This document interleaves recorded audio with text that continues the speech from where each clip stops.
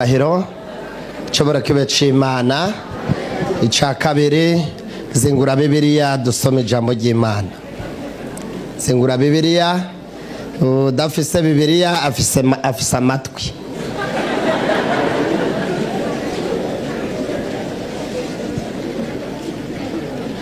Dusome igitabo c'ivyashuriwe Yohana gice ca gatatu. Somye wacu wa Bibiliya abe hafi adusomere gice ca gatatu ku murongo wa 11 ageze ku murongo wa 12. Somye wacu wa Bibiliya anyarutse.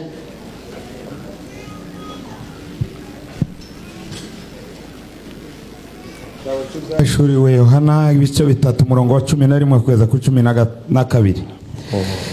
Ngira nze vuba wumire kuco ufise yagira ugutwara igitibo cyawe unesha nzomugira inkingi yo mu rusengero rw'Imana yanje kandi ndazosohoka ukundi nanje nzomwandika ko izina ry'Imana yanje n'iry'umugwa w'Imana yanje niwo Yerusalemu musha wururuka uvuye mu ijuru ku Mana yanje kandi nzomwandika ko izina ryanje risha. Amen. Amen. Zinga Bibiliya turabane mu maso kiretse umuntu ariko arandika. Murakoze. Ndashimiye Imana impaye akakanya. Ndashimiye n'uburongozi bwo ngaha bwanyumviriyeko cyane cyane Bishop wo ngaha mushumba wo ngaha muri iki gisagara cyose kunyumvirako. Ndabibutse yuko azinanye n'aba bishop benshi n'abazungu barazinanye kandi agira rimwe gusa bakaca baza nabo hanze akabanyumvire ko jewe ni mutonga ibiganza ati Imana imongereza umugisha. Iyo umuntu agwaye kwagara imbere y'abantu abagwaye ikintu gikomeye cyane naba kumutakura umunsi umwe baca barafata mu gatondo kare bashira mu rumodoka. Basize mu rumodoka banjanye hamwe n'abandi kumuzinda. Umwe acarambona ati uyo nizamurajya namubonye imbere y'ishengero kubera guhagarara ngaha gusa bace bankura mu rumodoka.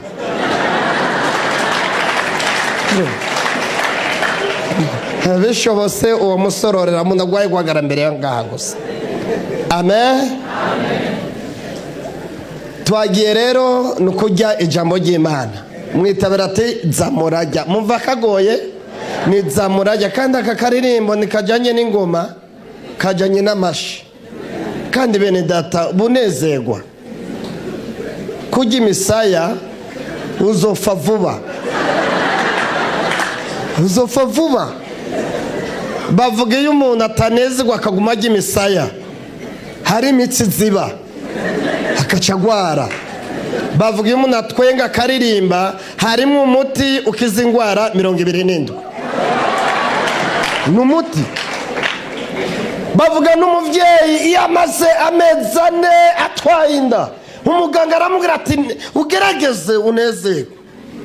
Umuganga aravuga ati gerageza uzorunezerwa uvyishiremwo kubera yababaye akaye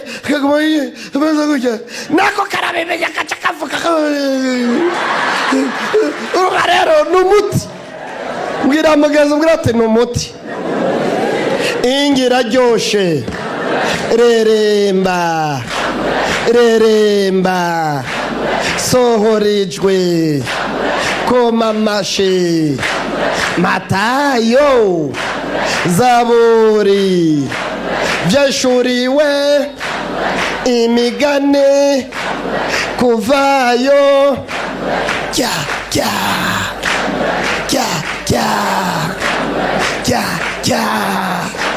umugabo ayiriye nakubita umugore ayiriye yubaha umugabo umukobwa ayiriye aratekereza umutama ayiriye nasaza kubera iyi njya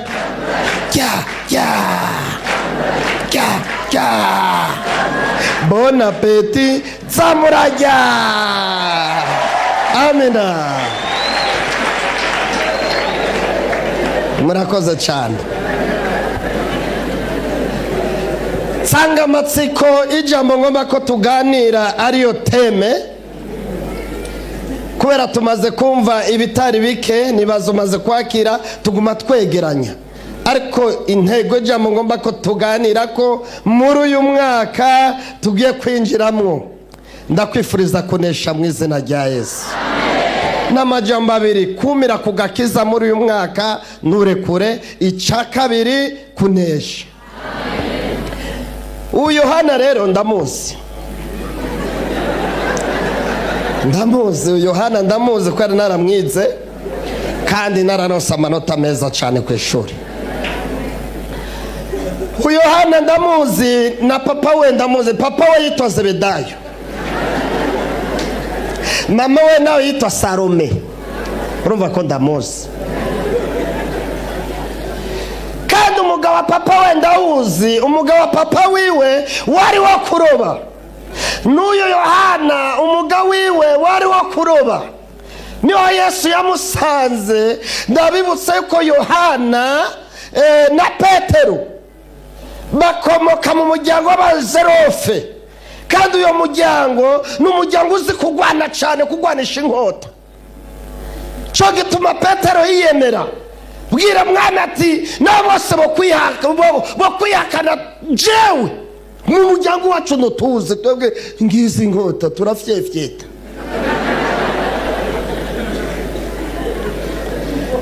Bakavuga mu muryango w'abazerofe ukomoka mu muryango wa Petero na Yohana,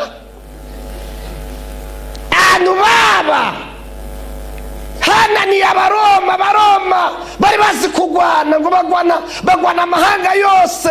Ariko mu muryango aba Petero bava n'abayohana ku kiyaga ruguru, harabananira, bagwanishije inkota harabananira. Abaroma baravuga ati nimutwareke bariya nibatumarire abasirikare. Aca baravuga ati mugumi yonyene ruguru ku kiyaga, nimuzomanuke mu gisagara, akazomanuka ngaha tuzogafyefyeta.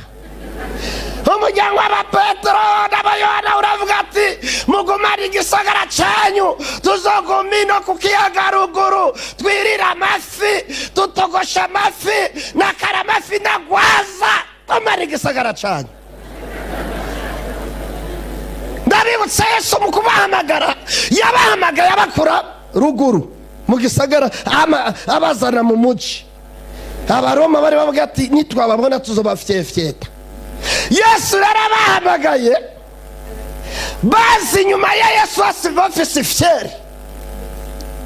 Hanyuma rero Yesu ari imbere nabo bakaja inyuma, bagenda bafise amafyeri. Abaroma bababonye bakabatisha nitwamukorera ko ku bantu biwe. Uyu muntu azura abantu aratumara, uyu muntu azura abantu aratumara, uyu muntu akiza abantu aratumara, nitubareke. Mu buryo rero ba Petero Yesu ari imbere yabo, bagenda bafise amafyeri badundika nka mine.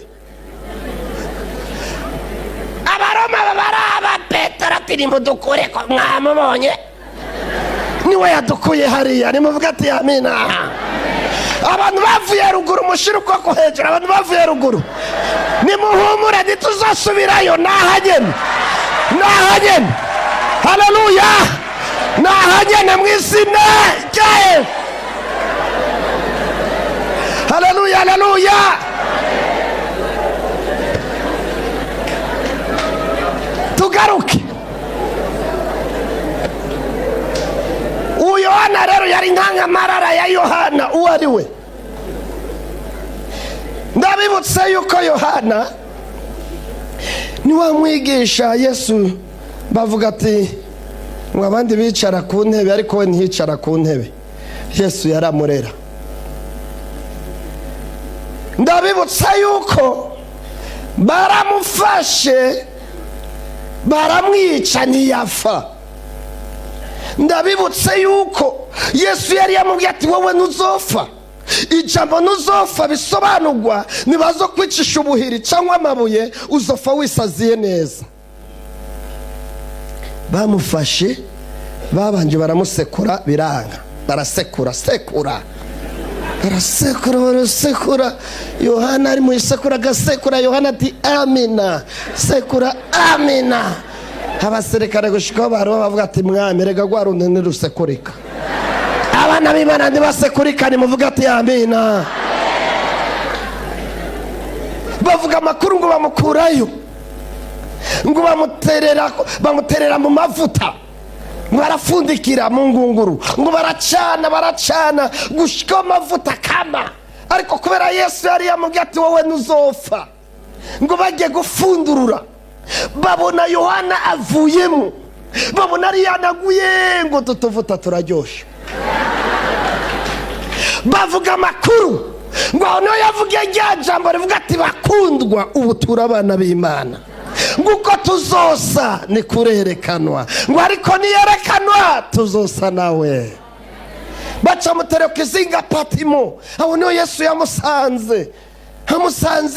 Bibiliya bati ngo aguyemwo, umwami Yesu amusangamwo. Yohana ahindukiye ngo acabona umwami Yesu, ngo amukubita imbere y'inyundo ziwe nk'ufuye. Bibiliya bati ngo umwami Yesu amushira ukuboko ko kuryo, amubwira amajambo meza nk'ayakubwiye muri uyu mwaka twinjiyemwo. Amubwira ati Yohana ntutinye, jewe ndi uwa mbere kandi ndi uw'iherezo, nari narapfuye none ndi muzima.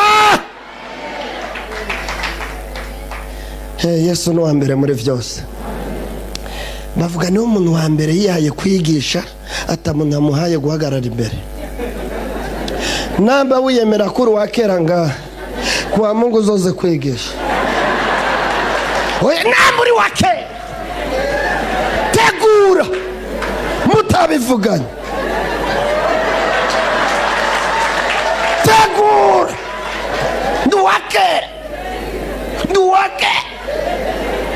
turabe kuzohagarara. Ariko umwami Yesu we yarabishoboye, yaraje boraboro dogidogi bibaza ko yicaranye, babona ararenze dogidogi, baca babona arahagaze, baca bamuha igitabo, aca bati itangazo, mwami w'Imana ari kuri jewe. Batavuganye n'abaherezi, n'uwa mbere Yesu. Amen. Ngo jewe ndi uwa mbere kandi ndi uw'iherezo. Niwe yavuze itangazo, nta n'umwe ararivuga. Niwe yavuze ati nimuze mwese abarusha n'abaremerewe ndabaruhura. Ihenda uvuga ati muze mwese, akushiremo ati mwese. Ihenda umudiyakoni wacu niwe yihenze aravuga ati mwese nzobanuhera ibimuga. Yihenda avuga mwese. Mu mwaka ushize ibimuga byaraje, bitana bamayibobo bo mu Gatumba baraza, bigira bikururuka neza babega gutyo, aje kurabasanga ati ko muri benshi, ati mwabuze twe. Ari akajyango kaba ku rusengero inyuma yacecomoka ati ni benshi. Yiheza ati mwese, ariko umwami Yesu mwese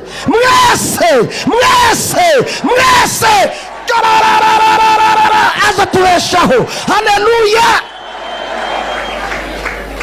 N'uwa mbere mwese. Cyabwira ati ndi uwa mbere kandi ndi uw'iherezo, nari narapfuye none ndi muzima. Urukundo Yesu adukunda ni igitangaza. Ngo yari yarapfuye kubera wewe, kubera jewe. Urukundo Yesu adukunda rurusha rwa rundi ukundana n'umuntu wawe. Ruriya rufisa n'urugarukira. Ndafise ibintu bifatika. Reka ndabibutse, je narakoze ubukwe, nkoze mariage. Ku munsi wa mbere nashe bwije, ngasanga madami ntarajya. Ngavuga ati kweri ko utarajya, ati ngoya ngoshijora kujya utaraza. Umusugira amahinga abiri aguma dindira, atatu aguma dindira, amezi abiri amaze gukamirika.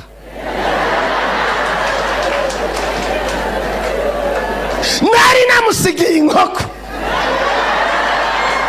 sanga yayicopoye natevye sanga yariye sanga yambikiye ndavuga ati kubera kutambikiye ati watevye none nariye. Bene data ni Yesu adukunda wenyene. Yesu niwe yavuze gutya ati sizojya sizonywa narabona umugeni nakoye abandi bose barajya barajya abandi bose barajya. Haleluya haleluya haleluya haleluya. Ariko umwami Yesu ntarajya naranywa arakurindiriye arandindiriye arakurindiriye arandindiriye arakurindiriye abandi bose barajya. Najyo yatevye asanga nariye ariko umwami Yesu ntarajya. Mbwira mugeze mwira ati ntarajya.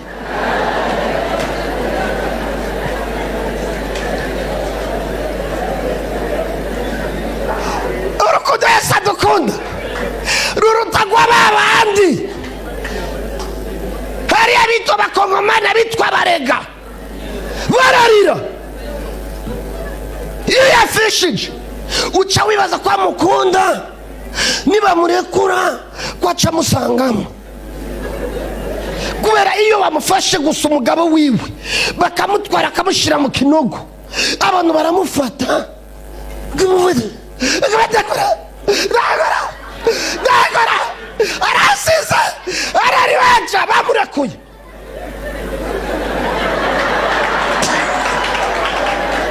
Bamurekuye acagadatra acakubita fure kugira najamwe ariko agora abantu abagorera ubusa. Ariko Yesu gusanga kure no muri uyu mwaka aza turongora gushika ku iherezo. Haleluya.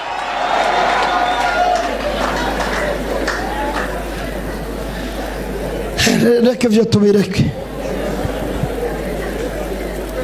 rwajenda uwa mbere kandi nduherezo camubwira ijambo rero ngo wandikire ishengero ry'Ifiladelifiya ngo ribwire gutya ngiraze vuba umire kuco ufise ntiyagira umuntu akwaka igitsibo cawe.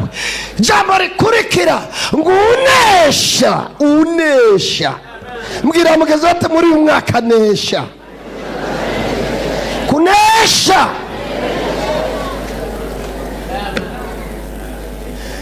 Ndabibutsa yuko intambara nizihera ahubwo zihindura isura. Nico gituma ukwiye kunesha zihindura isura.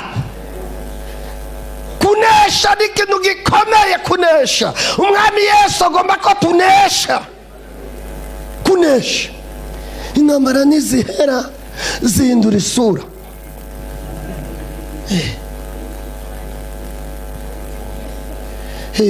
Igihe twakora ubukwe twagiye muri dini najya camuna madame aguma ajya nyene hajya nkabona agasani karamunaniye ca ndavuga ati Imana ishimwe nazongora kugaburira. Wakubita isani ngana gutya intambara nihera bihindura isura.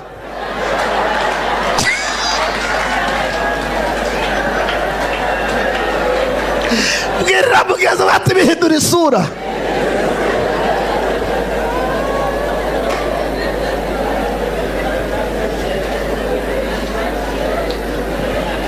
Kunesha unesha zomugire nk'iyo mu rusengero rw'Imana aca aravuga gutya ati ngiraze vuba umire kuco ufise. Kumirako kugakiza kumirako nturekure umuntu akwiye tumireko abakubye atari ibintu bigomba kugupapura kukwaka. Mwebwe mavuke mu gisagara hari abantu batashonje urabaza jewe naba mu kinama twajya saa sita mu joro nitujye kugira ndo nk'iconja naca mende ivyana vy'ibitunzi nkabibwira ati tubwonge ka mupapa ubwunge bwa nariza ati nica samara tagipapura donke ico ntirira.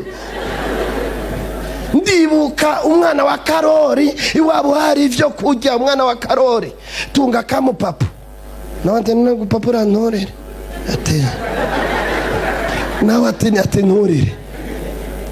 Hebana mu gatondo bamuha umukate uriko bureba. Naje wacu ntitwajya bureba. Bwana rurasohoka candarubundira candaza buhoro rubundira.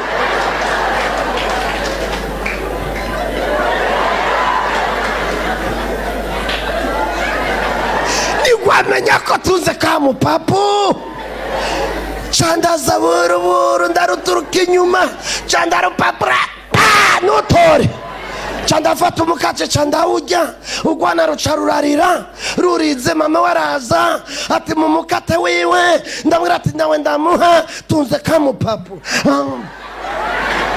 candawurya canywa amazi sije no hahera.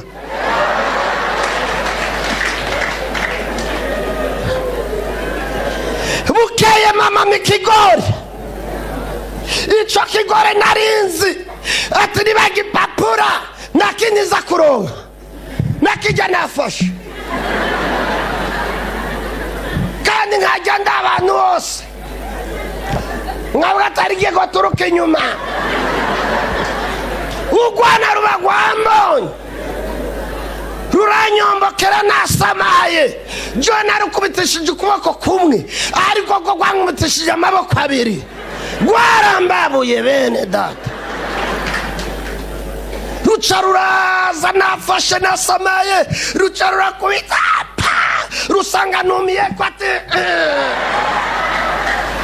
ruca ruramaramara ngireze vuba umire ko ufise. Muri uyu mwaka ari bizogupapura umira kugakiza mu izina rya Yesu. Kunesha nambara niziyara zindura isura. Urabaza jenye ipanze kumutakura mwene izo yaguma ndugiriza nkabati mwene ndabati undugirije kikweli ati turakodugirije ndabati mana ni wamfasha nkaronke wanje ukibaza ko bica bihera candonke wanje. Urumva nari 110 kumutakura ngezi wanje kandi ivyo 110 ari hagera mu ijoro nkakanura ati ndayakorahe. Icyo si kigeragezo. Ngezi wanje kwezi kwa mbere ndabura umunandirisha. Kwezi kwa kabiri nca ndaryama nkiriha sinagona ariko ngezi wanje ntangura kugona. Kumbe madame nazanye n'umuntu kugona kuriwe nikigeragezo. Mugezo mwira ati bihindura isura. Horo chanda tangura uko ngona na wagakanura. Abonye ndugije ijwi aca numva mu ijoro ati turangije aramwe turukuragona urumva ibigeragezo nibihera bihindura isura. Vuye mu gupanga nona ndakwifuriza kunesha mu izina rya Yesu.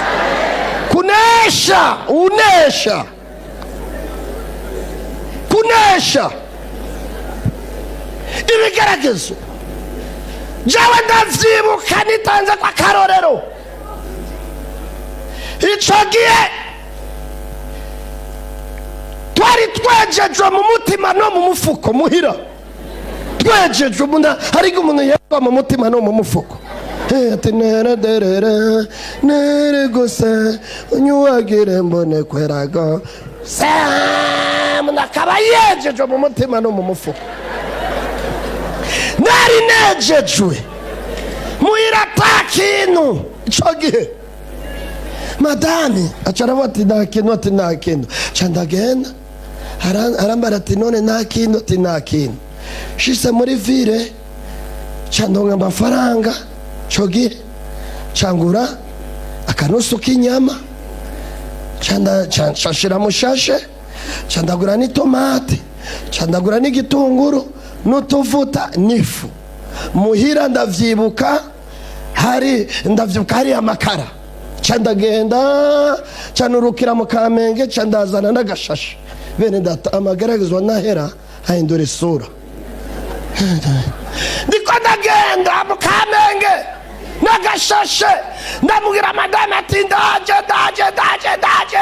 Ebana umumama wacarama magrati yambu niwagenda utandamukije naje candaza n'ibishika vyinshi n'agashashe. Ngiye kumuraba ca bibaza ko namugemuriye. Bene data yaranyambiriye cafata ishashe turakoze kungemuri, acaja kubika kandi atariwe nagemuriye. Bene ca kabiri acashima Imana ati Imana urakoze ku mukozi wawe umurungikana ishashe. Naca nsenga ati je hari ishashe je naguhaye. Bene data bigeragezo n'ibihera bindura isura. Ndiyumvira ingene ndamwaka ishashe yashima Imana biranga. Caramerekeza ati mukozi w'Imana wakoze kweri kunzanira ishashe. Mu mutima ati je hariyo nariraguhaye. Ibigeragezo n'ibihera bindura isura. Aca asubira inyuma ndiyumvira ingene za kubwira madame biranga. Ndiyumvira ingene za kumusigurira. Bene data ndiyumvira aho za kubihera. Ngeze mu nzira caruva umuntu warantelefone. Ibyo ndabwira si ukubabesha. Umuntu yantelefone nitegera caziramo. Mushaka mubimubwira arabizi. Hariya yacambwira ndamusange hariya kucayi. Aturiye mukozi w'Imana ati ninga nyaruka candaza candakata cerere. Aravuga ati nukuri nashaka ndagwa agafana. Acakora gutya acangirira gutya. Umuntu akugiriye gutya ntushobora kugira gutya. Angiriye gutya canja muri wese, kandi muri wese nta kintu nari ngiye gukorayo. Nari ngiye kuraba akantu yampaye. Amageragezwa nahera ahindura isura. Ngeze muri wese ngize gutya $200 200. Kandi cogiye kuva mvuka sinari bwaronke $1. Ibigeragezo n'ibihera ukenye urumva ibigeragezo uyaronse ni ucugumukanura ati cada yaronka ndacadataha. Avuga ati zavunja mu gatondo. Ibigeragezo n'ibihera bindura isura. Sindose $1 canda yabika munsi ya matera. Nati nzobibwira madame mu gatondo. Canda shira munsi ya matera tuca turaryama. Bene data sinajyanye. Ibigeragezo n'ibihera narajyama tujyanye gutya. Bibiri ivuga ukuri. Aho ubutunzi bw'umuntu buri ni umutima umuntu uri. Narajyanye ariko amaguru ushira hariya.